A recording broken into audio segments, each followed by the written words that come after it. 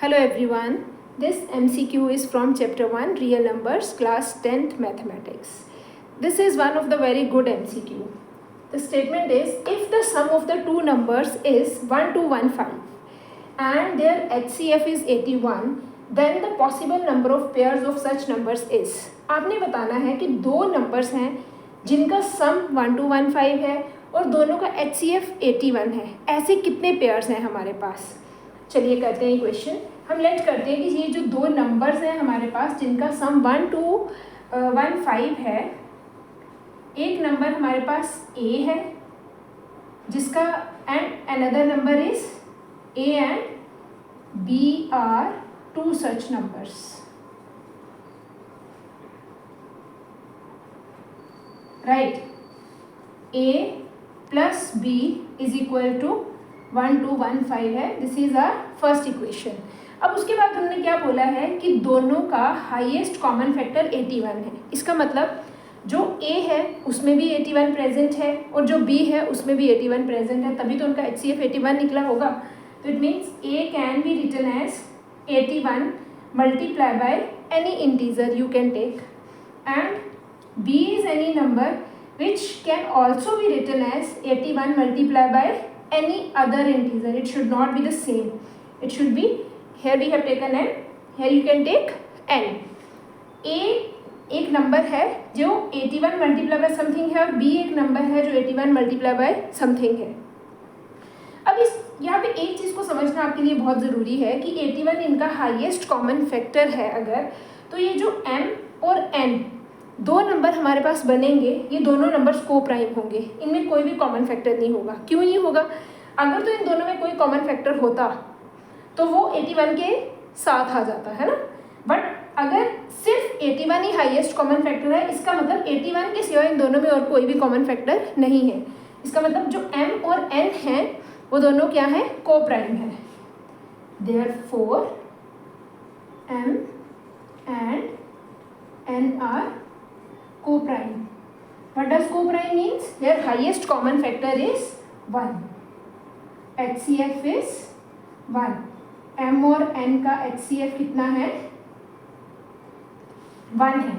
अब हम ये दोनों वैल्यूज इस इक्वेशन में पुट कर देते हैं. Put in 1. What we will get? 81M plus 81N is equal to 1215. चलो अब इस इक्वेशन को सॉल्व करते हैं.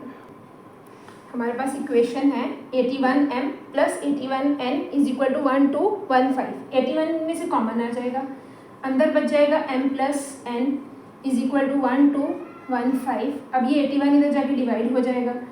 m plus n is equal to 1215 divided by 81. Both the numbers are divisible by 6, तो इसको both the numbers are divisible by 3, तो 3 से डिवाइड कर लेते हैं.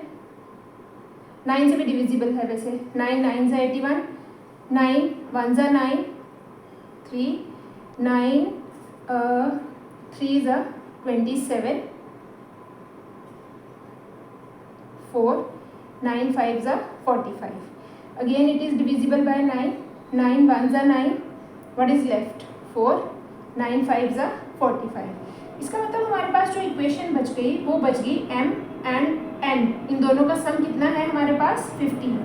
अब हमें यहाँ पे करना क्या है? अब हमें m और n के ऐसे वैल्यूज़ निकालनी है, दो वैल्यूज़ का पेयर निकालना है जिनका सम कितना हो? 15. बट m और n पे एक और भी कंडीशन है. क्या? m और n का HCF 1 है.